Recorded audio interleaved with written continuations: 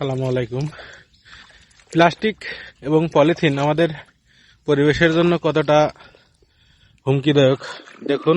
দেখুন, আমার এই জমিতে রাস্তার কোলে হওয়াতে একটা পলিথিন একটা পলিথিন একটা পলিথিন আরো মাটির নিচেই কত অসংখ্য পলিথিন এবং প্লাস্টিক আছে তো জানা নাই।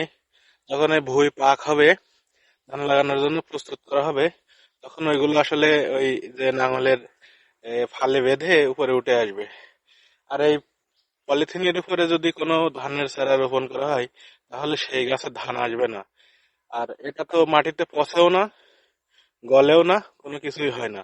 এজন্য আমাদের পরিবেশের জন্য পলিথিন এবং প্লাস্টিক জাতীয় দ্রব্য খুবই ক্ষতিকারক।